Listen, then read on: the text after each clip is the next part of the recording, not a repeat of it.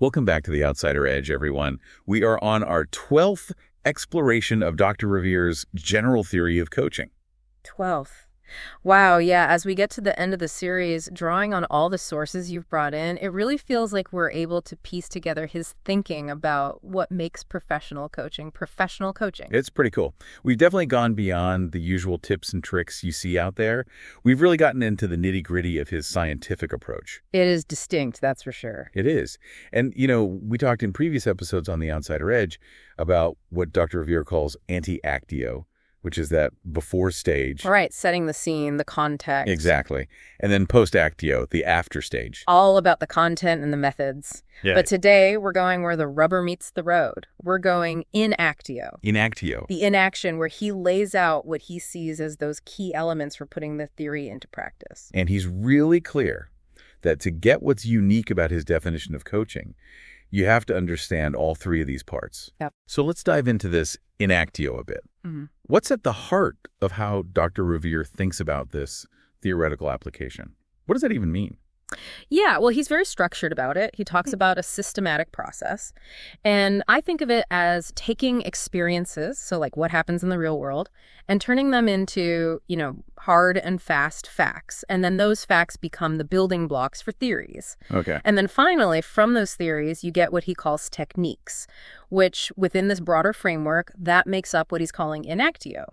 Okay. Now, what's important here is that these techniques, they're not like a specific set of practical exercises that you do in a coaching session. Okay. That's really beyond the scope of his general theory. Right. What he's doing is establishing the theoretical framework for really the whole profession of coaching. Ah, I see. So it's less about here's exactly what to do as a coach and more about here's what the foundation of the entire field should be. Yeah. Got it. Yeah. So it's laying the groundwork for what professional coaching is at its most fundamental level. Exactly, yeah. Who say that his general theory of coaching is really about bringing together these different pieces to create this complete scientific framework. And it's combining, he calls it an eidetic science. Eidetic. Yeah, that's the anti-Actio, that foundational context piece that we talked about. Right. And then an empirical science, which is post-Actio, the after, looking at what happens afterward. Right. And then those two things come together to inform the technical science, which is what we're focusing on today, that in Actio piece. Okay, this is good. So now let's get into the really unique part of Dr. Ravier's take on professional coaching. Yeah. He calls it the engenderment paradigm. But when you strip all that away, what does it actually mean? What are we talking about here? So at its core, it really is about how a client generates their own knowledge. So we're talking about a way of facilitating learning that comes from within. Okay. And Dr. Ravier defines coaching as a few things. First, it's a process or a helping relationship that has stages, that has procedures. Mm-hmm. Second, it's temporal. It's a voluntary relationship between coach and client that has a beginning and an end. It's not forever. Okay. Third, and this is crucial, he says it operates under a non-transfer methodology. Okay. So what that means is that the coach consciously, deliberately avoids transferring their own judgments, information, knowledge, or even experiences about whatever's going on in that client's internal process. Right. It's about staying out of their head, essentially. Fourth, coaching is discursive and dialogical. Okay. It's all about creating a shared context and really facilitating that client's work on their own content. Okay. Fifth, it's aimed at something specific that the client wants to achieve, a specific end. Right. Sixth, it's centered on this idea that the client engenders or generates their own knowledge through their own experience. Okay. And that ultimately leads to self-learning, self-management, and self-regulation. Okay. And then finally, coaching helps the client face their circumstances to better achieve their goals or solve their problems as they understand them. Okay, so there's a lot there.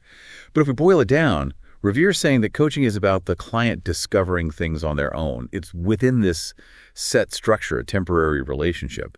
And what makes it really stand out is that the coach never tries to push their own ideas onto the client. You got it.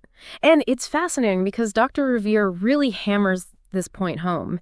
He says that the truly unique aspect of this whole thing is the non-transfer methodology and that ultimate goal of engenderment, the client's own knowledge generation. Right. Yeah. He really believes these two elements are the heart of a coaching practice that is coherent, efficient, and ethical. It's what makes it distinct from other ways of helping people.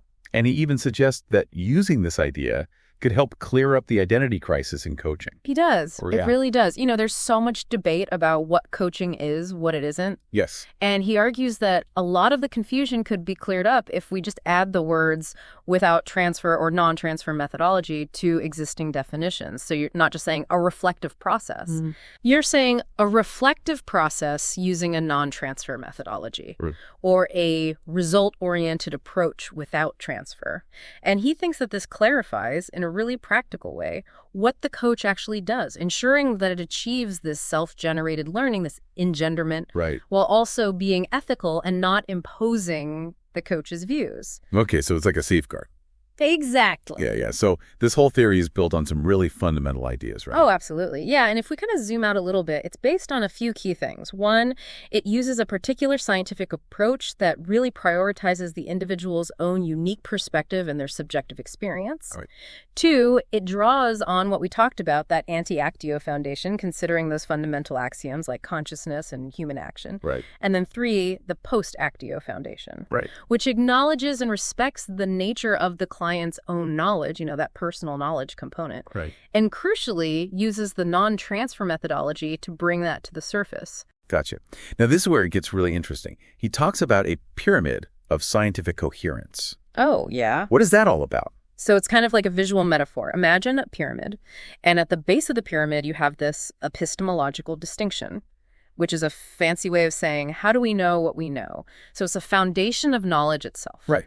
And then that foundation shapes the next level up, which is the purpose of coaching. What's coaching for? And as we've said, Ravier says it's for engenderment, for that client-driven learning. Right. And then that purpose, that engenderment piece, dictates the next level, which is the non-transfer methodology. Okay. So it's the means to achieve that purpose. And he stresses that this is fundamentally different from how a lot of other helping professions operate, where there often is an element of the helper transferring their knowledge or expertise to the person they're helping. Right. And he says this difference, this foundational difference, logically leads to different types of competencies or skills, different orientations towards the tools that are used, and ultimately different types of results. So in coaching, you're aiming for autogestion, that self-management. Right. Whereas in these other approaches that are more transfer-based, you often end up with a more subordinate kind of outcome. So how does that actually play out in what the coach does? Yeah. And what are the practical implications of all this? Yeah, good question. So Ravier says that in these transfer-based approaches where knowledge is being transferred from the expert to the person being helped, the helper's competency, their skill set, involves understanding and often directly intervening in the content of what that person is thinking about. Okay. So it's like analyzing their thoughts, their feelings, and often offering advice or solutions based on the helper's own expertise. Okay. But in the engenderment paradigm, the focus shifts to creating the right environment or context for the coaching relationship so that the client can have their own insights. So it's less about what's happening in the client's head and more about what's happening around the client, that context. So in a transfer model, the expert might give advice. They might suggest solutions. But in the non-transfer methodology, the expertise lies in setting up and managing a space where the client can arrive at their own solutions. I see. So it's not that the coach is passive. Yeah. It's that their actions are very intentionally focused on facilitating the client's process, not directing it. Exactly. Yeah. And this difference even extends to the tools that are used. So in a transfer-based approach, tools are often designed to directly influence the client's thinking. Maybe they give specific information or a framework for analyzing a problem. But in the engenderment paradigm, tools should really just help the client explore their own thoughts and experiences within this context that we've been talking about. And that ultimately leads to those self-directed outcomes. Now, Dr. Ravier has this tool that he calls the situational matrix of knowledge and time. What is that all about? And how does it help us know when coaching is the best approach and when it's not? Yeah, so he suggests that figuring out the best way to help someone depends on two main things. One is what kind of knowledge is needed. So is it more impersonal, factual, technical knowledge? Or is it personal knowledge that's based on experience and unique to that individual? Okay. And then the second thing is how much time is available for that knowledge to be developed or for the person to, really integrate it. Okay, so let's break it down. Let's say you need some factual technical knowledge, and you've got plenty of time for someone to learn it on their own. Ravier says training makes the most sense there, but what if you're short on time? You need that same knowledge, but you need it fast. Well, then consulting or advising would probably be a better fit because that involved giving the person the information directly. You're not waiting for them to discover it. Right. That makes sense. What about situations where it's more of that personal experience-based knowledge that's needed? So if you're dealing with that kind of knowledge and time is really limited, then mentoring might be the way to go. Because a mentor can share insights that are based on their own personal experience, and the person being mentored can learn from that directly. Okay, that makes sense. And what if you need both types of knowledge, a little bit of the technical, a little bit of the personal, and the time available is always in flux? That's where Dr. Ravier says you might use facilitation. And facilitation is interesting because it can be adapted to this situation. Sometimes it might involve more direct guidance, more of that transfer of knowledge, and sometimes it might involve less. Got it. So where does professional coaching fit into all of this? Where's its sweet spot? Well, according to Ravier, professional coaching is the best approach when you need that personal experience-based knowledge and you have enough time for the client to really develop that knowledge on their own through that process of engenderment. He argues that this is a very specific area where those transfer-based approaches that we talked about, like consulting or mentoring, aren't as effective. Okay, so not only does this matrix help us know when coaching is the right tool for the job, it also helps us see where coaching should stop, where the boundaries are. Precisely. It highlights that coaching works best when it's used alongside these other helping professions, but it also defines where professional coaching should not go, Yeah, right. And Ravier specifically cautions against stepping into those roles of training or mentoring on content, which he sees as potentially unethical within the context of coaching, at least as he defines it. Okay, interesting. And building on those boundaries, Dr. Ravier also talks about logical, axiological, and legal limits to professional coaching. Can you break those down a little bit? What are those about? Yeah, the logical limit is about staying true to those fundamental principles, those axioms that we've talked about so much. So it's about not violating those axioms or directly interfering with the client's thought process by transferring your own stuff, your own content as the coach. Right. The axiological limit is all about values. It emphasizes that the coach and the client need to have at least a basic alignment of values about why they're doing this coaching thing, what the purpose of it is. And if they're too far apart in their values, it can make it difficult for the coach to maintain that neutrality that's so important for the client to generate their own insights. Okay, that makes sense. And the legal limit is probably pretty straightforward. It is. It just means that you're following all laws and regulations in the place where the coaching is happening. Makes sense. Now, when we get into the nuts and bolts of the Actio, Dr. Ravier critiques existing competency models in coaching, like the ones from the ICF. What's the main point he's making there? So he sees them as kind of a mixed bag. Okay. Sometimes they emphasize skills that are all about intervening in the client's content, telling them what to think, what to do. Right. Which, as we've talked about, goes against his core definition of coaching. Right. So he proposes a different kind of framework for competencies, one that's built on the non-transfer methodology. Exactly. It really focuses on the coach's ability to help the client's own thinking emerge by working on the context of the relationship. And he organizes it into three main structural categories, which are relational, processal, and conversational. Okay, let's take those one by one. Yeah. What are the key elements of the relational structure?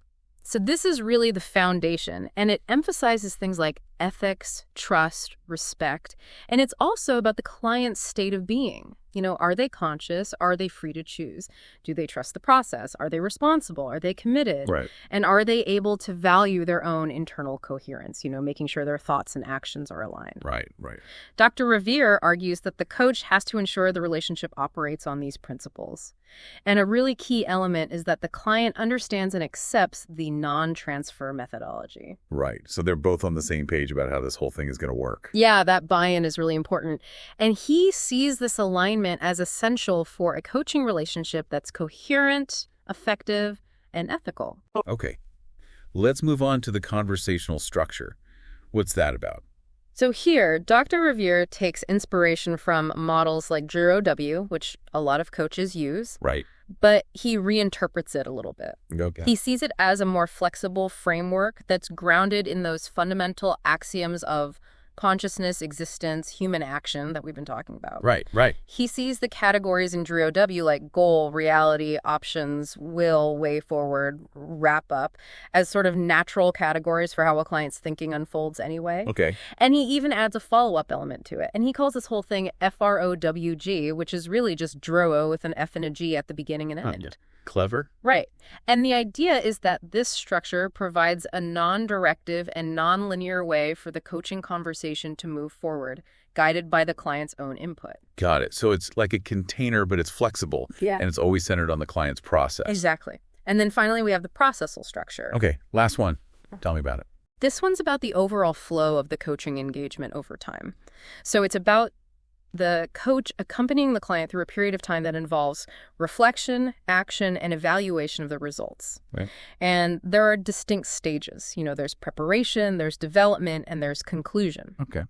And each of those stages has specific procedures. So, for example, defining the overall goals of the coaching process, exploring the current reality, helping the client have those aha moments, making decisions, seeing if they've actually learned and changed, and then formally ending the agreement. Okay, so it's the big picture view of how coaching unfolds. Yeah, exactly. It's the timeline, the roadmap. Okay. Now, beyond these structural elements, Dr. Ravier also outlines these 4 key conversational meta-competencies. Can you tell me about those and how they fit in? Yeah, so he argues that these meta-competencies are absolutely essential for using the non-transfer methodology in a way that's coherent, efficient, and ethical. And the first one is phenomenological attention. And that's a very specific way of listening where the coach is intentionally putting aside their own judgments, their interpretations, their projections, and focusing entirely on the client's subjective experience just as they're expressing it. So it's not just listening. It's listening in a very particular way, almost like emptying your mind to really hear what the client is saying without any filters. Exactly. And the second one is faithful mirroring, which is all about reflecting back the client's words, descriptions, and feelings without adding any interpretation from the coach. Okay. It's like holding up a mirror so they can see themselves more clearly. Right, right. And that helps them to work with their own material and to catalyze their own insights. This involves reflecting back, summarizing, using their own words, Right. and keeping records that are also based on the client's own language, not the coach's. Got it. What's number 3? The third one is focused questions. Yep. And Ravier really emphasizes that these questions are only effective when they come from that place of phenomenological attention and faithful mirroring. Yep. They're aimed at helping the client explore their own expressions and the connections they're making between their thoughts, their feelings, and their experiences. Okay. They respect the client's focus of attention. They make sure the exploration is aligned with their goals. Right. And you can even use these kinds of questions to help the client reframe their thinking without being directive, without telling them what to think. Okay. Okay. And the last one, number 4. That's objective communication. And that's about communicating clearly and objectively about the context of the coaching, the relationship, the process, the structure, the agreement, but you're doing it without transferring your own opinions or giving advice. Okay. So you might explain the coaching agreement, talk about whether coaching is a good fit for the client's situation, or address anything that contradicts the purpose of coaching as Ravier defines it. And this objective communication, he sees it as crucial for individual coaching, team coaching, organizational coaching, any kind of coaching. It sounds like these meta-competencies are pretty different from what you usually hear about when people talk about coaching skills. They really are. And Ravier is very clear about distinguishing them from those more mainstream competencies like active listening, showing empathy, powerful questioning. A lot of those things focus on what the coach is doing. Right. Whereas Ravier's approach really centers on what's happening within the client. And he points out this fundamental difference between a transfer-based approach, where the influence is coming from the outside in, Okay. and the engenderment paradigm, where everything is coming from the inside out. Interesting. He also talks about tools in coaching. He does. What's his take on those? Does he think tools have a place in this non-transfer methodology? So he critiques a lot of common coaching tools like the Wheel of Life or 360 feedback, as they're often used, because they often involve the coach interpreting the results or giving their own input, which goes against the non-transfer methodology. He even includes personality tests like Myers-Briggs in this category if they're used to tell the client about themselves. Interesting. But are there any tools that he thinks are okay to use? So he suggests that some tools can be adapted, but only if the focus is on the client's needs and the client's content. And the coach only works on that context piece that we've been talking about. He points to his own models, like the pyramid of scientific coherence and the situational matrix, as examples of tools that align with his approach. Okay. He also includes the conversational and processual structures that we talked about as tools. Right. And techniques for keeping track of and mirroring back those important elements that come up from the client. Got it. So the tool itself isn't the problem, it's how it's used. Exactly. Okay. Finally, Dr. Ravier gets into the actual dynamics of engenderment, that process of the client generating their own knowledge. How does he explain what's actually happening there? Yeah, so he says that the results of coaching, the outcomes, they should be self-managed by the client, which is different from what happens in a lot of other helping relationships where the results are more subordinate to the helper. Right. And he says that in a coaching conversation, engenderment is happening when the client is able to focus their attention on their goal while also paying attention to their underlying motivations and their circumstances. Okay. And the coach's role is to be a catalyst. They use those meta-competencies that we talked about to help the client reorganize their experiences and get to a level of concentration that allows new understanding to emerge. Okay. And he really emphasizes that this attention has to be natural.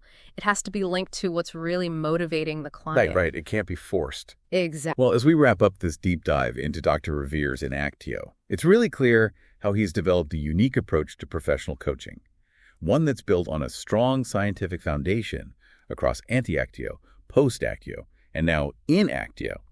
And that emphasis on the non-transfer methodology, on facilitating engenderment, it really sets it apart from other ways of helping. Absolutely. And the situational matrix, the detailed framework for those competencies that's grounded in those fundamental axioms, and that focus on outcomes that are truly self-managed by the client, they all add up to a very different perspective on what coaching can be. It's not just asking good questions. Right. It's really a fundamental shift in how we think about the helping relationship and how we can best support people in discovering their own knowledge and their own potential.